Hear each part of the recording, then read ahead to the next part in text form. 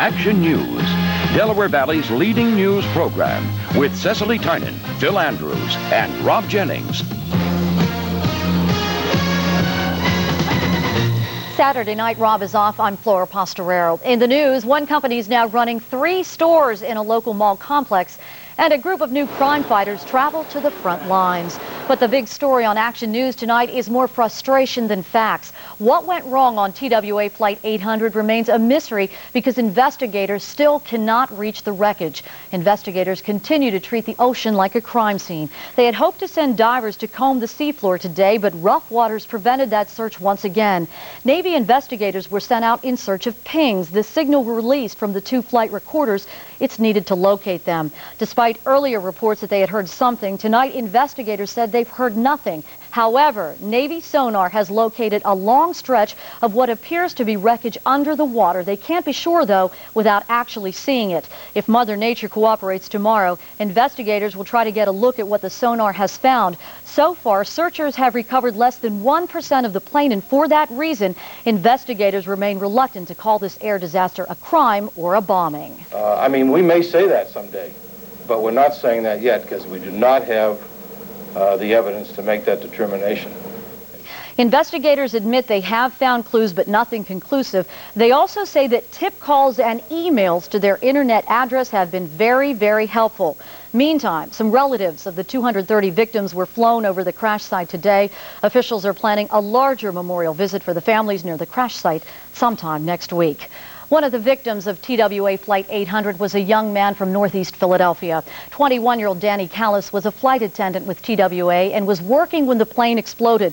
Danny had only joined TWA a few months ago and was training to become a pilot. Danny's bedroom in his parents' home is filled with model planes and a pair of pilot headsets. His mother returned from New York tonight, and she is heartbroken. Rula Callis says Danny loved to fly. It's something he always wanted to do ever since he was a little boy. Because he loved what he was doing. He was crazy about it. But he left so young. He enjoyed the life. Those people that took his life. Now they see him on TV. I wish him to feel the same feelings I got for my son.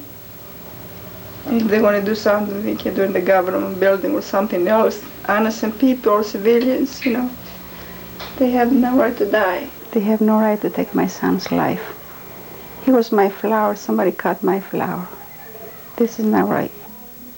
Callis's body has been identified by authorities in New York. His family wants him to be buried in Greece, their native country. The funeral is expected to be held sometime next week.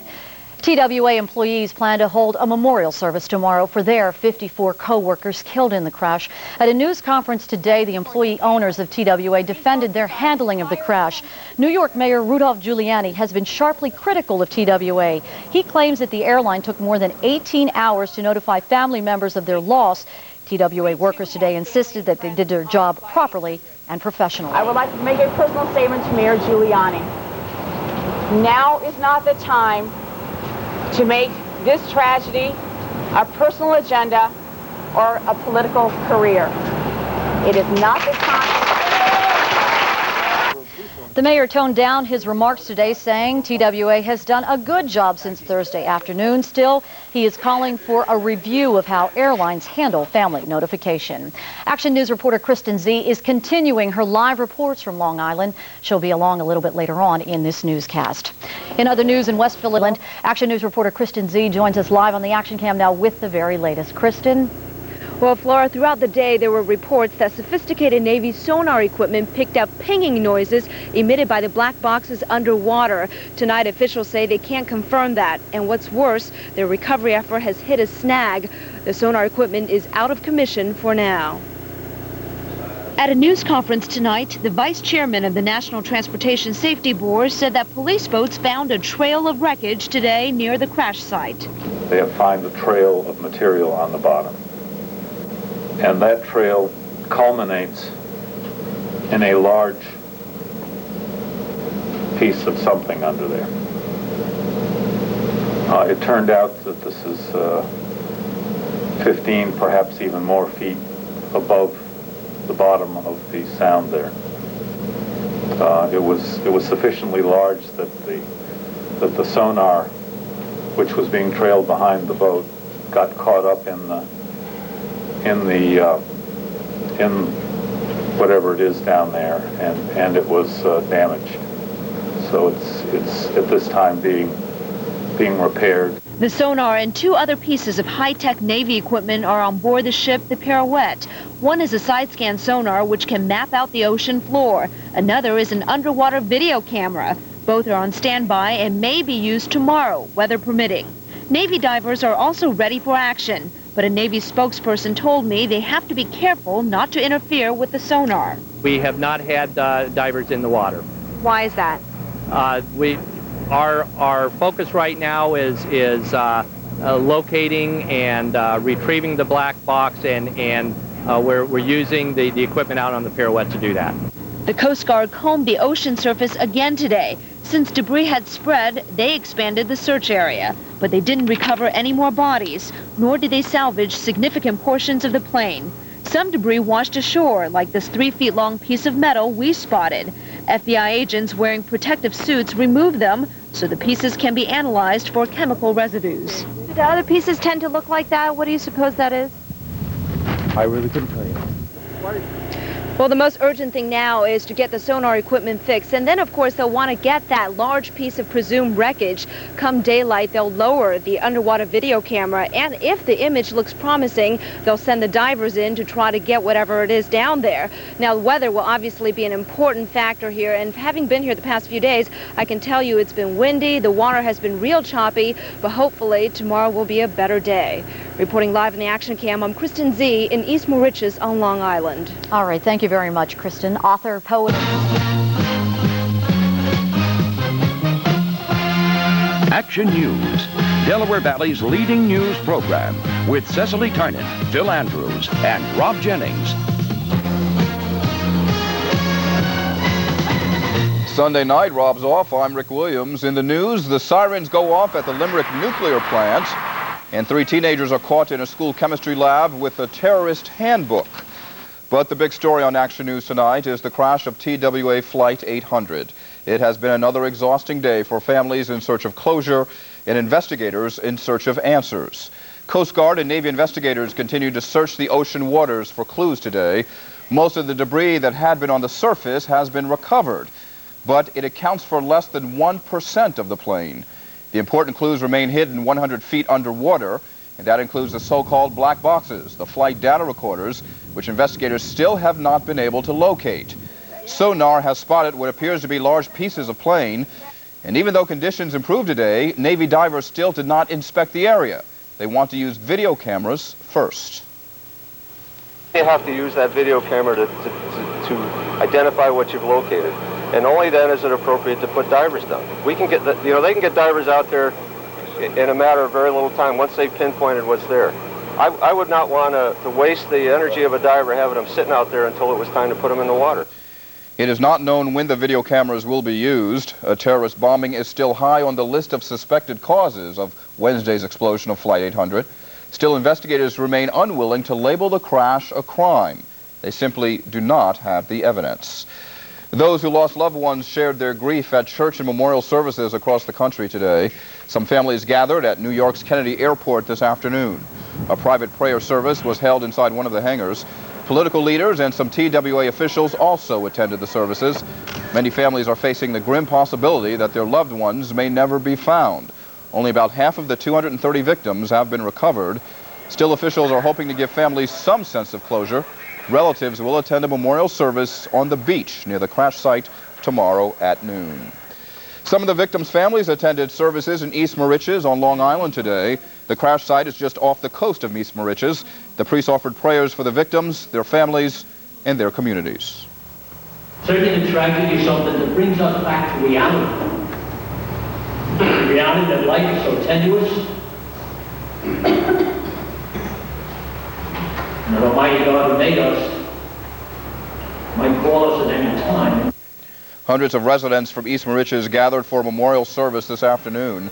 Many of them heard the explosion or witnessed the crash on Wednesday night.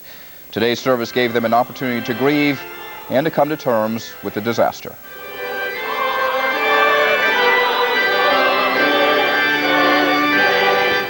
And tears flowed openly again today in Montoursville, Pennsylvania.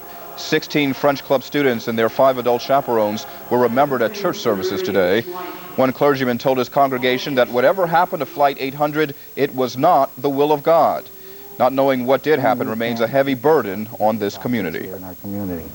And he assured me, he said that all steps will be taken. He said we're going to do this thoroughly. He said step by step. And I said, Mr. President, I do concur with that. And that was the mayor saying he talked to the president this afternoon. The mayor says the healing process really cannot begin until they know exactly what happened. A memorial service for the town's 21 victims is expected to be held sometime this week or next. And President Clinton says he may attend. A Northeast Philadelphia family is preparing to bury their son who died on board Flight 800. 21-year-old Dan Callis had been a TWA flight attendant for a few months. He loved flying and hoped to become a pilot one day. His mother says she has heard from friends about the last night of her son's life. One of his friends, he told me he saw him the last minute when he was ready to take off to go to Paris, and he was so happy. At least he was happy the last minute of his life. He was loving what he was doing.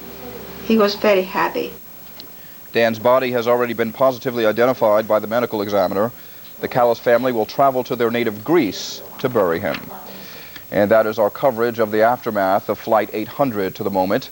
Later in this newscast, reporter Kristen Z will join us with a live report from Long Island. 800 and the continuing investigation into the explosion and crash. Reporter Kristen Z is live in East Moriches, Long Island with the latest. Kristen. Well, Rick, Coast Guard searchers discovered a new field of debris today. This is separate and distinct from the large trail of wreckage found yesterday. This new area is 4 miles long and located 25 miles offshore.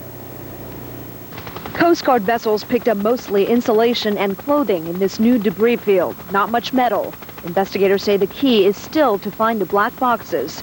Navy sonar equipment, which was broken yesterday, has now been fixed, but it hasn't yet detected any pinging noises, which the black boxes are designed to send out. Today, fear is growing that the cockpit voice recorder and the flight data recorder may be buried. If they're in a foot of sand, we're not going to be hearing them. They'll be going off, but we're not going to hear them. Today, the Pirouette is out in the water again. A Navy side-scan sonar on board continues to map out the ocean floor. Officials say they're concentrating in the area where the fuselage is believed to be. They suspect that many of the 130 unretrieved bodies may be there as well. But divers won't go down until they have a better picture of what's there. Meanwhile, the beaches are seeing more debris wash ashore. Today, Army soldiers are looking for plane remnants on foot, while police are patrolling in motor vehicles. Are we seeing a lot more things wash up now? I think we had more stuff yesterday than we did today. Probably have stuff for the rest of the summer. Local police have received dozens of calls regarding sightings on the beach. The difficulty is, it's hard to tell if it's all plane parts. Take this piece of foam, for example. They say it certainly could be part of a seat cushion, but they can't tell just looking at it. Anything that could be debris was picked up, placed in plastic bags, and taken to a hangar where investigators are analyzing the pieces for residues from explosives. Now, that process is underway, but so far their analysis can't confirm that there was a bomb. But everything I'm hearing here today, from local politicians to federal authorities, suggests that the chances for a mechanical failure now seems minuscule. But again, until they have those black boxes, until they have that large piece of wreckage, they just can't be sure. And again, the divers are ready to go in as soon as they get enough information to do so. Reporting live in the Action Cam, I'm Kristen Z in East Moriches, Long Island. Rick? All right, Kristen, thank you.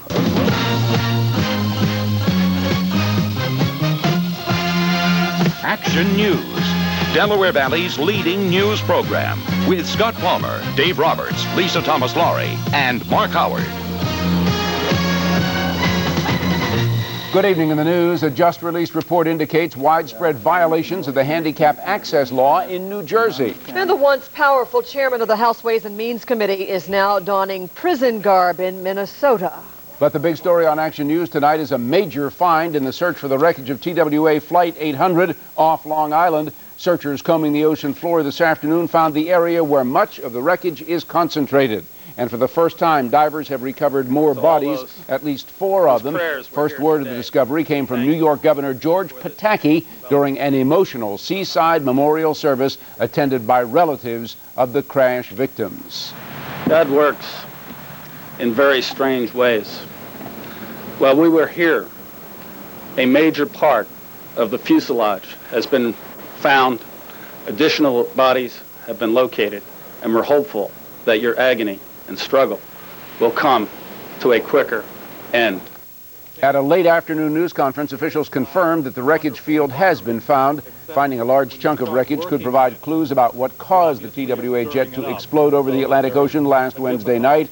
While officials still say they have no evidence that Flight 800 was down by a bomb, investigators are eager to inspect the fuselage for clues. Time is a factor because the chemical remains of any plastic explosives that may have been used would begin to fade after about a week.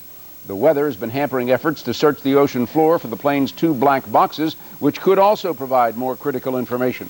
In the meantime, families of the victims have been expressing frustration with the slow process of identifying the remains of the more than 100 victims already pulled from the ocean. Only about 56 of the bodies have been identified. Out in Denver, Colorado today, President Bill Clinton asked the nation to sympathize with the families' frustrations. He promised to do all he can to speed up the identification process. And Mark, as you mentioned, the victims were remembered today. It was a memorial service. The governors of New York and Pennsylvania turned out today for that seaside memorial for the victims of Flight 800. And Kristen Z joins us live now from East Moriches, New York, with more on that part of our story. Kristen. Well, Lisa, this has been a very important day here for 2 reasons. One, as you guys mentioned, the discovery of large pieces of wreckage. And 2, the healing process for families has finally started after a painful but cathartic memorial service.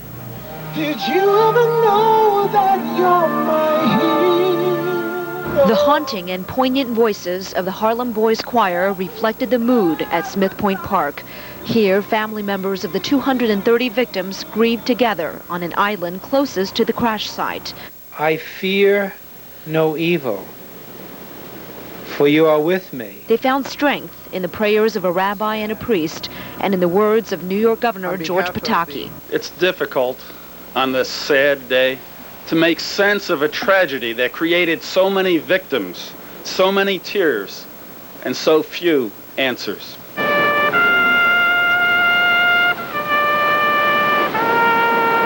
The devastated community of Montoursville, Pennsylvania was not forgotten here. Governor Tom Ridge remembered the 16 French Club students and 5 chaperones, how special they were, and how hard the entire community worked to raise the money for the trip. They held a car wash, and the neighbors brought their cars. They held a bake sale, and neighbors bought their goods. It's cruel irony that such love and support would end this way. In a salute to all the victims, Air National Guard planes soared high above the crash site in the airspace of the explosion. The pilots were the ones who witnessed the tragedy. Finally, in a gesture that reflects their determination to do something and not remain helplessly passive, the mourners enter the ocean which claimed their loved ones. They left flowers for the departed as their tears became one with the sea.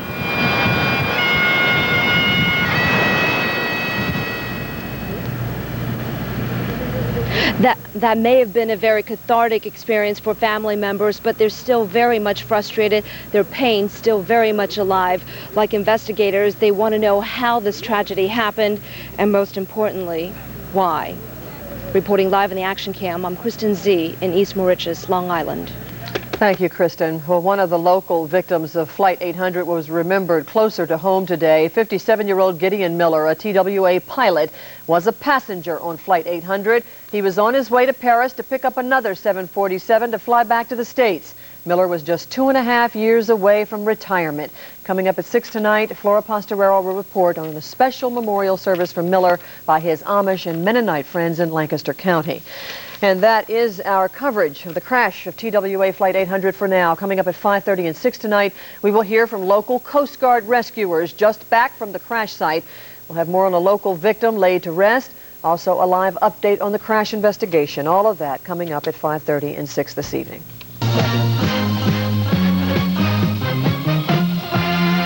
Action News. Delaware Valley's leading news program, with Gary Papa, Dave Roberts, and Jim Gardner. Tuesday night, the Senate passes a new welfare reform plan, and divers look for clues in the I-95 tire fire. But the big story in Action News tonight is the continuing effort to recover bodies and uncover evidence in the waters where TWA Flight 800 went down last Wednesday night. A high-tech Navy salvage and rescue ship joined the search today, working over areas mapped out by sonar equipment.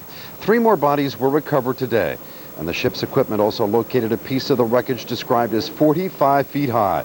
New York Governor George Pataki said earlier that there were dozens and dozens of bodies in the wreckage discovered today, but tonight investigators said they had no knowledge of a large number of bodies. That there are no bodies that we have discovered that have not been recovered. The FBI continued to say it was not discounting any possible cause for the explosion, but that there was only a very slim circumstantial evidence to suggest that a bomb or a missile was to blame. White House Chief of Staff Leon Panetta said today that chemical leftovers have been found on bodies and debris, and that investigators were focusing on terrorism. But investigators tonight would not comment on Panetta's statement, and in California, President Clinton said it's still too early to draw conclusions. Based on the reports that I have read, and I'm getting regular reports on this, both orally and in writing, I cannot tell you that the evidence establishes a cause of the accident. The 3 bodies recovered today brings the total to 108 of the 230 people who died in the explosion. 70 of the bodies have now been identified. 2 of the crash victims were buried today in Clarkston, Michigan. Mourners gathered at the funeral of 18-year-old Courtney Johns. And this was the scene in West Hartford, Connecticut.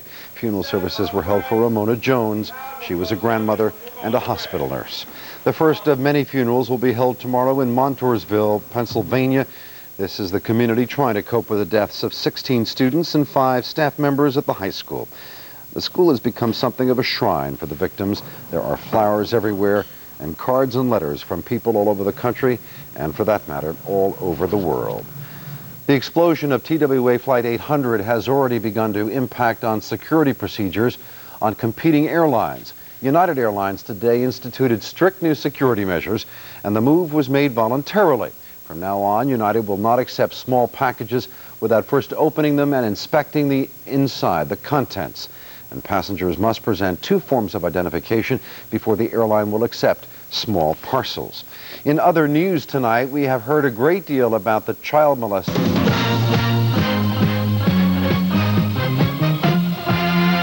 Action News, Delaware Valley's leading news program, with Scott Palmer, Dave Roberts, Lisa Thomas-Laurie, and Mark Howard.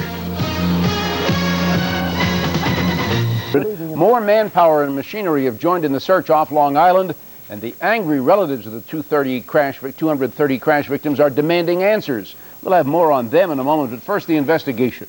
The Navy salvage ship, the USS Grasp, is now at the crash site helping investigators map out the ocean floor. Crews are using video cameras and sonar to scan the submerged wreckage where it's believed dozens of bodies may be trapped and where clues to what happened are likely to be found. Much of the plane's wreckage is still to be recovered, including the crucial voice and data recorders. Officials say with the additional help, more debris is floating to the surface, but the divers are having a tough time, the wreckage being so scattered. They are seeing several different locations where there is substantial wreckage. However, we have not come across one major area, and we're beginning to believe that there is not one major area. The largest piece of the aircraft that they've come across is approximately 40 feet. Well, officials say 2 more bodies have been recovered, the total now 113. Despite conflicting reports, federal officials say nothing found so far shows traces of explosives. But the FBI agent in charge of the investigation says there is, quote, circumstantial evidence pointing to a bomb or missile. Well, meantime, there were stinging comments today from some of